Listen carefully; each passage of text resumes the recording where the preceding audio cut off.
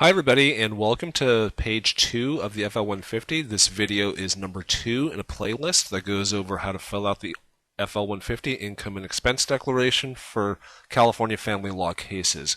So up at the top, you're going to find some preliminary information that is common to a lot of judicial council forms in California, and that's just the name of the parties, plaintiff, defendant, or petitioner, respondent, as well as the case number. That's pretty straightforward stuff. You can just go ahead and write that in.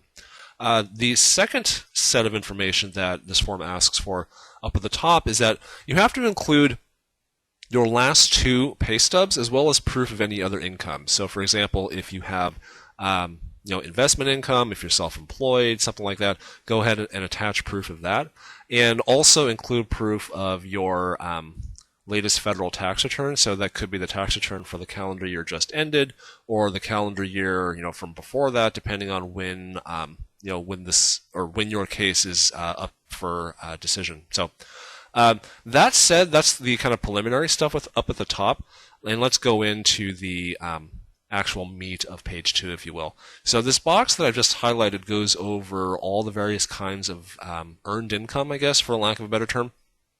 Then that's basically income that somebody would work to earn. So I guess income earned from employment.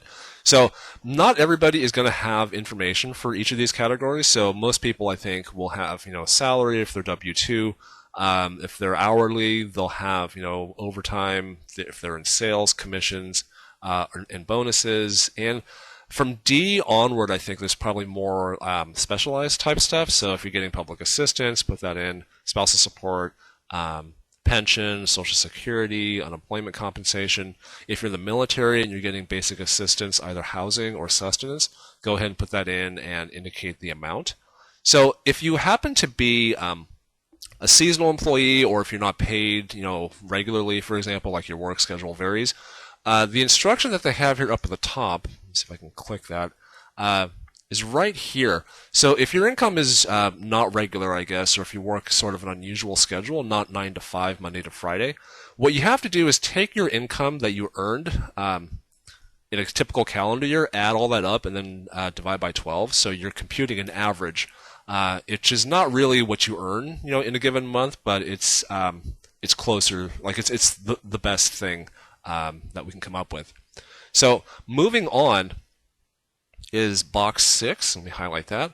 So box 6, as you can probably tell from the notation here, is for investment income. Now, not everybody is going to have this, but if you do, and you have dividends, interest, rental income, stuff like that, go ahead and put that down here also. So a note, or a caveat rather, I guess, is that not everybody is going to fill in every single box on this page. Some stuff applies to you, some stuff doesn't apply to you, but this form is general, and hopefully somebody somewhere will be able to find, boxes that apply to them. So nobody's going to be left out, I guess. So number 7, box 7, right here is if you have a business of your own, you're self-employed, you're a consultant, you're doing something kind of on your own time, go ahead and put that in here also, and fill in the nature of the business. So, how long it's been open, the name of the business if you have one, as well as the type of business. So, like, are you in the hospitality industry? Are you in the communications industry? Are you an accountant? Something like that. And as you can expect, the form asks you for proof of that also. So, profit and loss statement or a Schedule C, depending on which one you have convenient.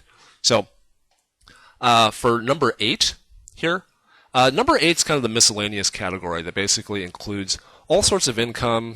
For example, they put in here lottery winnings, inheritance, etc., that basically is not going to repeat ever again. So it's a one-time thing. So, for example, if you found $1,000 lying on the street or something, and you're legally able to claim that as yours, go ahead and put that down there. Number 9, box 9, right here. It basically goes over any type of kind of drastic change in your income. So if you've lost your job, if you have health problems, if you have anything that really would affect your ability to earn money, go ahead and put that down here also, because implicit within this form, the form FL-150, is that the numbers you put down are going to be true from month to month. We saw that earlier up here when we dealt with the average up here. That basically assumes that a lot of stuff that you earn from month to month is going to be the same. And the reality is, for a lot of people, that's not the case. So moving on to box number 10 here. Go ahead and highlight that.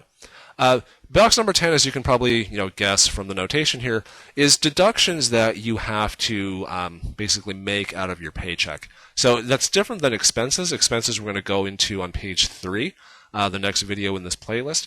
But some sample kind of typical, I guess, deductions that people usually make from their paychecks are listed in 10A through G. So if you have union dues, if you're part of a union, health insurance, child support that you have garnished, alimony, spousal support that you have garnished, any type of expense that you have taken out of your paycheck, for example, you could put that here, but you'll need to provide an explanation about what that is. Lastly here for number 11, there's a separate form, the FL-142, that goes over assets more in depth, but this is just a quick kind of blurb about kind of typical assets that a person would have in terms of financial stuff. So cash, checking accounts, savings accounts, stock, bonds, etc. The FL-142, which I'll hopefully have another video going over, goes over assets and debts also in much more detail. So that's it for page number 2. Hopefully I didn't go over that too quickly, but if I did, go back and rewind and listen to me go over all this stuff again. A couple things to note here. Not everyone, like I said, is going to be able to fill in every single box on this page, so if you look at it, don't worry if you can't fill in everything. The form is not designed that way. And the other kind of important thing here is that you have to include the attachments. So the attachments, one attachment, for example, would be up here where you have to include your pay stub.